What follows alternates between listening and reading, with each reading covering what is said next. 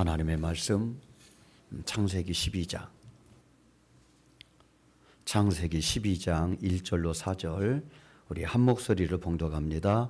여호와께서 아브라함에게 이르시되 너는 너의 고향과 친척과 아버지의 집을 떠나 내가 내게 보여줄 땅으로 가라.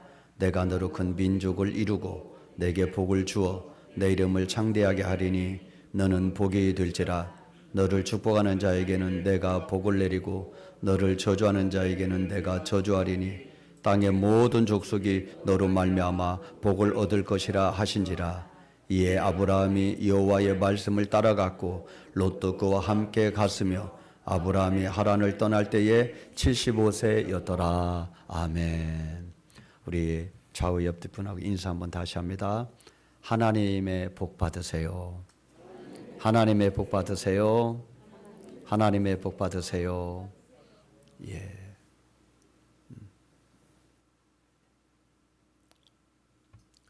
자, 인류의 조상이 누구죠? 아담이죠. 그럼 믿음의 조상은 누굽니까? 아브라함이죠. 아담과 아브라함의 공통점은 뭐 조상이라는 것도 공통점이지만 복을 받고 시작한 사람들이다. 아담도 눈을 딱 떴을 때에 지상낙원이 펼쳐져 있는데 하나님이 요거 네 거다 그랬어요. 너 주려고 만들었다. 생육하고 번성하고 땅에 충만하라. 엄청난 하나님의 복을 그는 시작할 때부터 받고 시작한 것이죠. 아브라함도 그런 의미에서 똑같아요. 아브라함도 하나님의 부름을 받을 때에 엄청난 복을 하나님이 약속하셨죠. 아직 그 복을 내가 온전히 누리지는 못하지만 하나님이 엄청난 복을 내가 너에게 주겠다 그렇게 말씀하셨어요. 그러니까 신앙생활이라고 하는 것은 먼저 복을 받고 시작하는구나. 신앙생활을 열심히 해서 복을 차곡차곡 쌓는 게 아니고 신앙생활을 하면서부터 먼저 엄청나게 하나님이 복을 주시는구나. 오늘날도 우리가 예수를 믿는 그 순간에 하나님을 아버지라 부르는 줄로 믿습니다. 이거보다 더 큰 복이 어디 있어요? 요한복음 1장 12절에는 영접하는 자 곧 그 이름을 믿는 자들에게는 하나님의 자녀가 되는 권세를 주셨으니, 예수님을 영접하면 하나님을 아버지라 부르고 하나님의 자녀 되는 권세가 주어지는 줄로 믿습니다. 뿐만 아니라 성령님이 우리 안에 내주하셔서 우리 안에 임재하시고 우리를 도우시고 깨닫게 하시고 가르쳐 주시는 풍성한 은혜가 임하게 되는 줄로 믿습니다.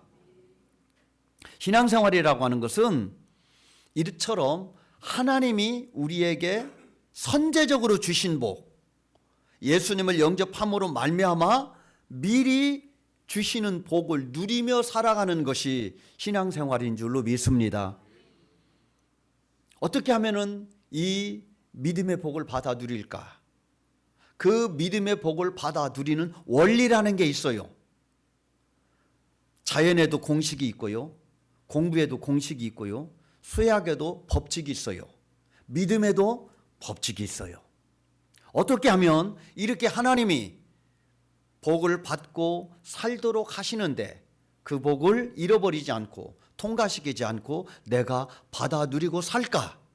그걸 오늘 말씀 결론 부분에서 말씀드리겠습니다. 창세기 11장, 오늘 본문의 앞장이죠. 창세기 11장은요 바벨탑 사건이 나오는 장입니다. 바벨탑. 이 바벨탑은요 탑을 높이 쌓고 이들이 말하기를 우리 이름을 내자 그러는 거예요. 우리 이름을 내자는 말 속에는 어떤 의미가 들어있는 거니 하나님을 더 이상 왕으로 인정하지 않겠다는 거예요. 내가 왕 노릇하겠다는 거예요. 우리의 그 세력을 모아가지고 우리 공동체를 만들고 우리가 왕 노릇하자. 하나님이 그것을 용납할 수가 없는 것입니다. 하나님을 왕으로 인정하지 않은 그 공동체를 하나님은 결국 심판하시죠. 하나님을 대적하고 타락하는 일이 반복이 되자 하나님은요, 하나님만 왕으로 섬기는 그런 나라를 세우기를 원하셨어요. 하나님의 나라죠. 그 하나님만 왕으로 인정하고 섬기는 나라를 세우기 위하여 한 사람을 부르는데 그게 누구다? 아브라함이라네. 아브라함. 아브라함을 부를 때는 하나님의 엄청난 계획을 가지고 아브라함을 부른 거예요. 그래서 아담에게 복을 주시고 시작하게 하셨던 것처럼 아브라함에게 복을 주셔서 시작하게 하시는 거예요. 그런데 이 복은 일방적으로 하나님이 주신 복이에요. 아브라함이 달라고 한 적이 없어요. 아브라함 그거 필요하다고 구한 적 없어요. 그런데 하나님이 일방적으로 부르셔서 엄청난 복을 주셨어요. 그런데 놀랍게도 그것이 그대로 이루어진 줄로 믿습니다. 그러니까 하나님의 약속은 사람의 말처럼 시건하는 것이 아니라 환경과 조건에 따라 달라지는 것이 아니라 하나님의 말씀은 하나님 자체가 보증이시니 하나님의 말씀은 그대로 하나님의 때에 이루어지는 줄로 믿습니다. 우리가 말씀을 읽을 때도 그 믿음으로 읽어야 됩니다. 기도할 때도 그 믿음으로 기도해야 됩니다. 하나님은 한 번도 시건하는 분이 아니시고 하신 말씀을 그대로 이루시는 분인데 이 아브라함에게 하신 약속도 하나님의 때에 정확하게 이루어진 줄로 믿습니다. 아브라함의 후손을 통하여 이스라엘이 세워졌잖아요. 그 이스라엘을 통하여 예수님이 오셨잖아요. 그리고 예수님의 사역했던 그 예루살렘을 통하여 교회가 세워지게 됐고 이후로 아브라함은 모든 열방들의 믿음의 조상이 된 줄로 믿습니다. 일반적으로 첫 복음이 복음서에서 시작할 것 같은 생각을 해요. 그런데요, 복음이 복음서 마태, 마가, 누가 이 복음서에서 시작하는 것이 아니라 실은 이 창세기 12장 아브라함에서부터 복음이 시작됩니다.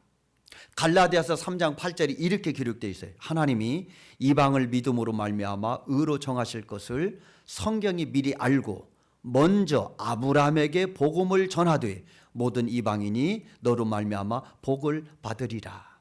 하나님이 아브라함을 부르시고 뭐라고 말씀하시는 거니? 너가 복이 될 뿐만 아니라 너를 통하여 열방이 복을 받게 하리라. 그래서요, 예수님이 이 아브라함의 복을 십자가와 부활을 통하여 모든 열방이 받을 수 있도록 길을 여시고 성취하신 줄로 믿습니다. 아브라함도 믿음으로 얻었던 것처럼 이후에 모든 사람도 믿음을 가지고 아브라함의 복을 누리고 그리고 축복의 통로가 될 수 있도록 하나님이 그렇게 하셨다는 거예요. 그래서 창세기 15장 6절 보니까 하나님이 아브라함에게 약속을 할 때에 아브라함이 아멘 합니다. 아브라함이 하나님을 믿으니 하나님이 이를 그의 의로 여기시고 그의 의로 여기시고 믿음으로 의로 여김을 받았다는 거예요. 아브라함은요, 믿음으로 구원받은 거예요. 갈라디아서 3장 14절에는 이는 그리스도 예수 안에서 아브라함의 복이 이방인에게 미치게 하고 아브라함의 복이 이방인에게 미치게 하고 그 아브라함의 복 이방인에게 미치는 통로 그것은 아브라함의 씨로 예수님이 오시고 그 예수님을 통하여 아브라함의 복이 열방에 나타나게 된 줄로 믿습니다. 그래서요, 어떤 사람이든지 아브라함처럼 믿음으로 반응하면 하나님의 자녀가 되는 그런 새로운 길이 예수님을 통하여 완성되고 이루어지게 된 줄로 믿습니다. 그렇다면 아브라함이 받은 복은 무엇일까? 첫째로 아브라함이 받은 복은요, 믿음으로 구원을 얻는다. 믿음으로 구원 얻는 복을 아브라함이 받은 거예요. 그러니까 바울이 아브라함의 예를 들면서 바울이 믿음으로 구원 얻지 않았느냐, 믿음으로 구원 얻은 다음에 뭐가 왔다? 율법이 왔다. 믿음으로 구원 얻은 다음에 뭐가 왔다? 할례가 왔다. 유대인들이 그렇게 중요시 여기는 율법이나 할례는 아브라함이 믿음으로 구원 얻은 다음에 온 것이다. 그러므로 믿음이 먼저다 이렇게 말합니다. 우리 신앙생활에서 가장 중요한 것이 믿음인 줄로 믿습니다. 믿음을 빼면 껍데기예요.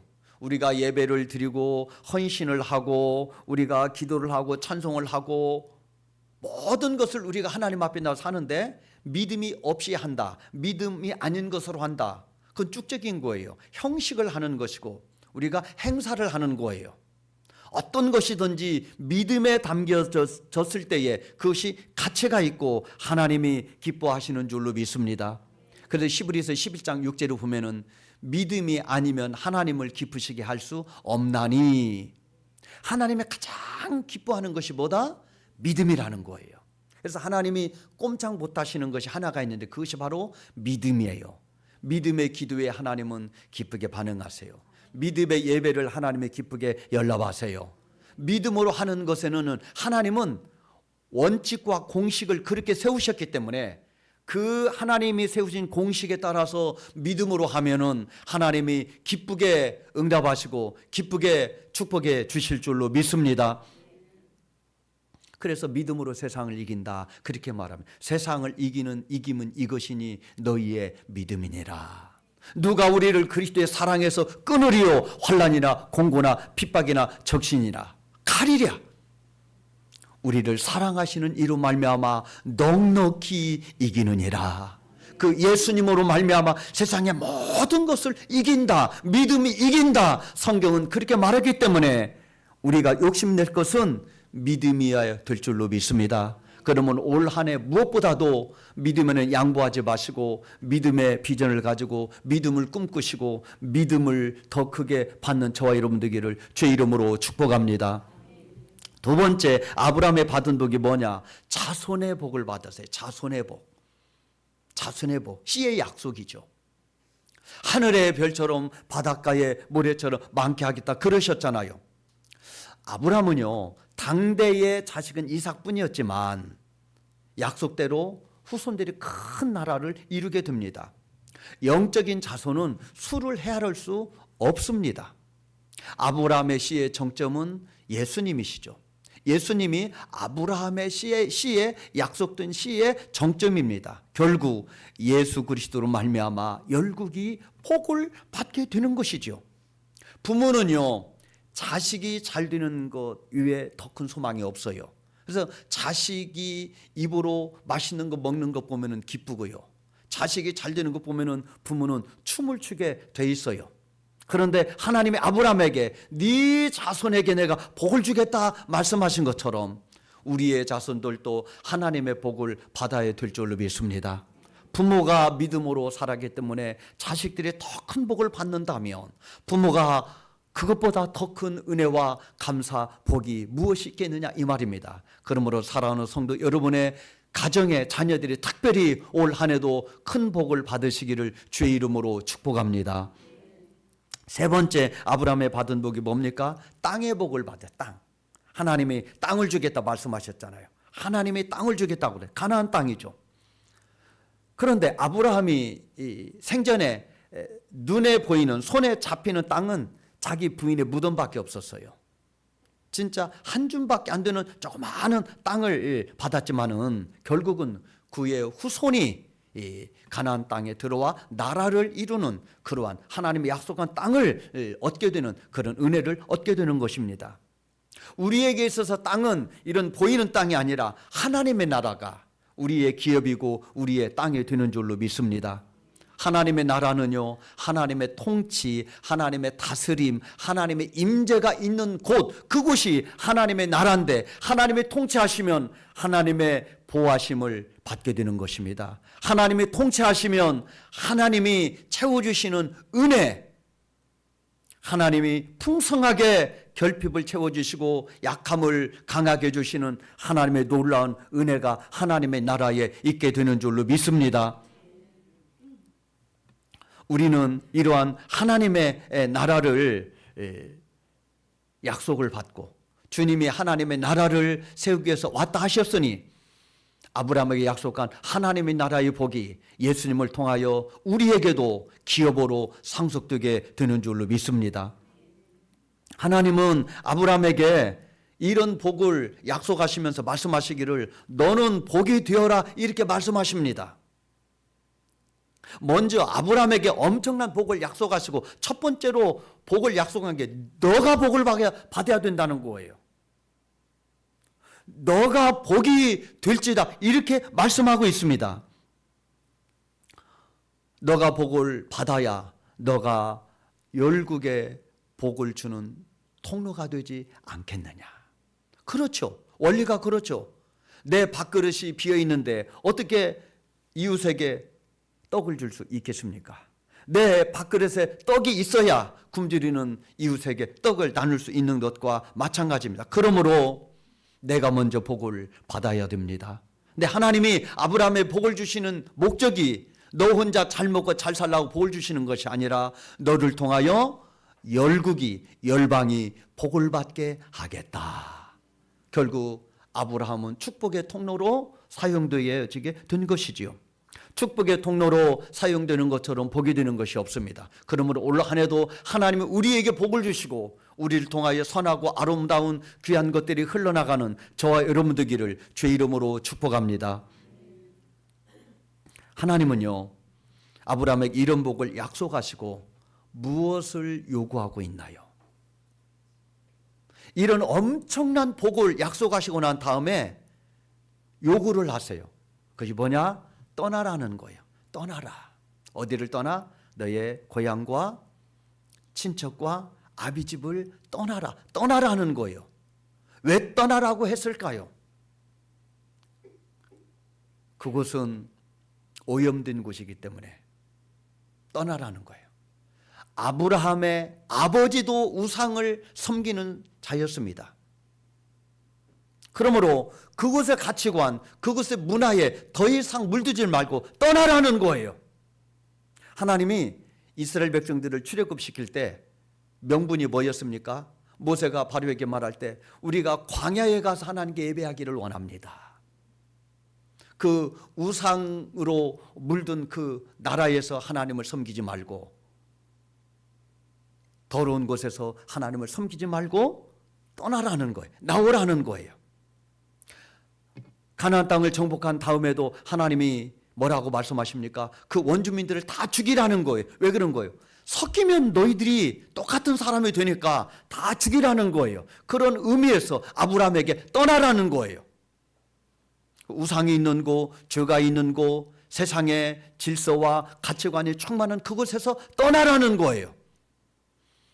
우리가 세상 속에서 살지만은 세상과 섞이면 안 된다. 성경은 얼마나 말하는지 몰라요. 그래서 시편 1편에 보니까 복 있는 사람은 악인의 길을 쫓지 아니하고 죄인의 길에 서지 아니하고 오만한 자리에 앉지 아니하고 오직 여호와의 율법을 주야로 묵상하는 자로다. 악인의 길, 죄인의 길, 오만한 자리에 자리를 떠나는 사람, 이 사람이 복이 있는 사람이라는 거예요. 그래서 아브라함에게 떠나라는 거예요. 너가 있을 곳이 거기가 아니다. 떠나라. 그래서 예수 믿는 사람은 죄가 있는 곳에 있으면 안 돼요.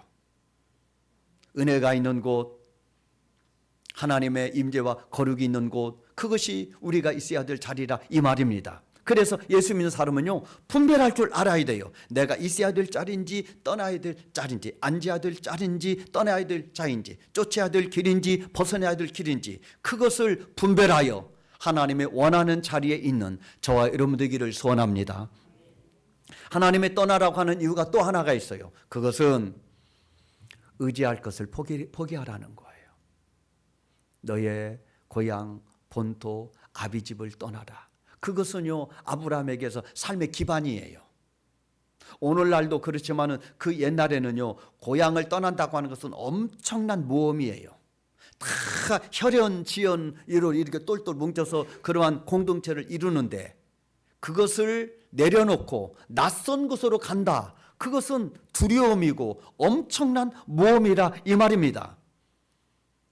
본토 고향 친척은 나를 도와줄 사람들도 많아요. 내가 어려울 때 손 벌릴 사람도 있어요. 그런데 그것을 떠나라는 거예요. 그것을 떠나면 뭔만 남아요? 하나님만 남아요.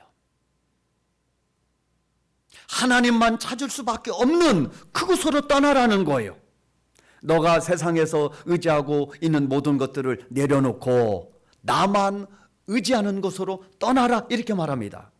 때때로요 우리가 신앙생활 하다 보면은요 절박한 마음이 들 때가 있어요. 언제 절박합니까? 삶이 어려우면 절박해져요. 하나님의 때때로 우리를 절박한 상황에 몰아낼 때는요 하나님만 붙잡으라는 사인이에요. 너 나만 바라봐라. 나만 의지하라. 내가 너를 책임지마. 너를 인도하마. 그런 절박한 상황은 우리에게 힘든 상황이지만 우리는 그때 하나님을 부르고 하나님을 의지하고 하나님을 붙드는 믿음의 자리에 우리가 서 있기 때문에 그렇습니다. 낯선 곳에 가면은요 아는 사람 만나는 것이 그렇게 반가워요. 심리적으로 의지하고 싶은 마음이 있는 거예요. 외국에 가면은요 한국 사람 만나는 게 그렇게 좋아요. 제가 아는 지인이 지금 이 터키에 지금 선교 여행 갔는데 예배드리기 전에 보니까 카톡에다가 뭘 올려놓은 거니 앙카라에 그 한국인이 운영하는 카페 사진을 이렇게 찍어가지고 올렸어요. 아 여기 한국인이 카페를 하고 있다. 그 타국에서 한국 사람이 카페 하는 곳만 봐도 반가운 거예요. 사람은요 의지할 대상을 자꾸 찾거든요. 그래서 우상도 만들어요. 우상을 하늘에서 툭 떨어진 게 우상이 아니고 사람이 우상을 만들거든요. 의지할 대상을 그렇게 구하는 거예요. 배수진이란 말 있잖아요. 배수의 진을 친다. 뒤에 강을 두고 앞에 진을 친다고 하는 것은요 도망갈 퇴로를 막는 거예요. 그러니까 목숨을 걸고 싸운다는 거예요. 승리하면 살고 패배하면 죽는다. 그게 배수진이잖아요. 때때로 하나님은 우리들에게 배수의 진을 치게 만들어요. 너 양다리 걸치지 말아라. 나만 바라보고 나만 의지해라. 지금 하나님의 아브라함에게 요구하는 것이 그것이잖아요. 내가 너에게 엄청난 계획을 가지고 있는데 너가 양다리 걸치고 있으면 안 된다. 그러니 너의 아비, 본토, 친척집 다 버리고 호를 단신, 나 아니면 못 살 것으로 가거라. 그렇게 말씀하신 것입니다. 하나님이 이렇게 떠나라 할 때에 아브라함이 어떻게 반응합니까? 놀랍죠? 4절 읽겠습니다. 4절 시작. 이에 아브라함이 여호와의 말씀을 따라갔고 롯도 그와 함께 갔으며 아브라함이 하란을 떠날 때에 75세였더라. 이에 아브라함이 여호와의 말씀을 따라갔고 놀랍죠. 히브리서 11장 8절은요 갈 바를 알지 못하고 떠났다 그래요. 요거 쉬운 거 아닙니다. 남의 얘기라고 그냥 우리가 쉽게 생각하면 안 돼요. 적어도 주소 하나는 주고 가야죠. 그런데 하나님이 내가 지시할 땅으로 가라고 그랬으니까 하나님이 인도하는 대로 쫄랑쫄랑 가라는 거예요. 그런데 아브라함이 그렇게 했다는 거예요. 이게 놀라운 거예요. 제가 설교 준비하면서 지금 갈대아우르 메소포타미아 지역이잖아요. 가나안까지 제가 이 경로는 알고 있는데 거리는 몰라 해서 제가 한번 인터넷 검색을 했어요. 메소포타미아에서 갈대아우르에서 가나안까지 거리가 얼마나 되나 그랬더니요 1200km, 1300km예요. 1200km, 1300km가 좀 여러분 감이 옵니까? 감이 잘 안 오면은요 서울에서 부산까지가 약 400km예요. 이게 3배가 더 길은 거예요. 그거 오늘날이야 뭐 교통수단이 좋아가지고 길이 좋아서 금방 가지만은 그 옛날에는요 걸어가는 거예요. 그냥 주구장창 보따리 메고 걸어가는 거예요. 그런 시절이에요. 그러니까 이게 지금 장난이 아닌 거예요. 그 먼 거리를 하나님이 나만 바라보고 가거라 그랬는데 아브라함이 그 말씀을 듣고 그 말씀을 쫓아갔다. 그러니까 하나님이 아브라함을 선택한 목적이 거기 있는 것 같아요. 이유가 거기 있는 것 같아요. 다 하나님이 그렇게 하실 때는요 이유가 있어요. 그냥 하나님이 눈 감고 아무나 걸려라 그리고 딱 잡는 게 아니라 하나님이 딱 보고 너 이 점이 좋구나. 부르는 이유가 있는데 아브라함의 좋은 점이 순종을 잘해요. 아브라함은 참 순종을 잘해요. 그래서 떠나라 하니까 떠나잖아요. 이게 지금 보통거리가 아니라 떠납니다. 가나안 땅에 와서 자기 임으로 아들을 낳죠. 그게 누굽니까? 이스마엘이잖아요. 근데 이스마엘이 나중에 복잡한 문제를 일으키잖아요. 이삭이 낳았을 때 이삭을 구박하게 되고 가정의 불화의 원인이 돼요. 그래서 아브라함이 하나님께 기도하니까 하나님이 뭐라고 말해요? 내보내라 그럽니다. 그러니까요, 아브라함이 하나님의 말씀이 떨어지자마자 내보냅니다. 하갈하고 이스마엘을 내보냅니다. 그리고 가정의 평화가 와서 이삭을 잘 키웠는데 이삭이 청년쯤 됐을 때에 하나님이 또 뭐라 말씀하십니까? 바쳐라 그러잖아요. 그러니까요, 새벽 일찍 일어나서 또 이삭을 앞세우고 모리아 산에 가서 또 바칩니다. 그러니까 이 점이 아브라함의 좋은 점. 아브라함도 허물이 있어요. 실수가 있어요. 그럼에도 불구하고 아브라함의 좋은 점은 시키는 대로 한다는 거예요. 떠나라면 떠나고 보내라면 보내고 바치라면 바치고. 이게 아브라함의 하나님이 그 점을 보고 선택하지 않았겠는가. 그렇게 하나님의 말씀에 순종할 줄 아는 그 믿음을 보고 하나님의 선택하시고 너를 통하여 내가 하나님의 나라를 시작해야 되겠다 하셨는지도 모르겠습니다. 이렇게 하나님의 아브라함을 부를 때는 엄청난 계획을 세우고 그 복을 약속하고 그 복을 누리게 하셨는데, 그 복은요 어떤 원리에 의하여 그냥 자동으로 이루어지는 게 절대 아닙니다. 하나님의 법칙이 원리에 의하여 그것들이 응답이 되는데, 오늘 아브라함의 예를 보면은 그 하나님의 복을 완성하고 그 하나님의 복을 누리는 원리는 무엇이다? 순종이라는 거예요. 순종하면 하나님이 책임져 주실 줄로 믿습니다. 순종 안 하면 내 책임이요. 순종 안 하면 100% 내 책임이지만은 공을 하나님 앞에 넘기면 그 하나님 책임이요. 떠나라고 할 때 떠나니까 하나님이 인도하시잖아요. 바치라고 할 때 바치니까 하나님이 책임져 주시잖아요. 순종이라고 하는 것은 쉬운 것은 아닙니다. 왜냐하면 하나님에 대한 절대 의존의 믿음이 있어야 되기 때문에 그렇습니다. 망할 각오가 아니면 순종할 수 없습니다. 베드로에게 기쁨새 그물을 던지라 할 때는요, 헛탕을 칠 각오가 아니면은 그물 못 던집니다.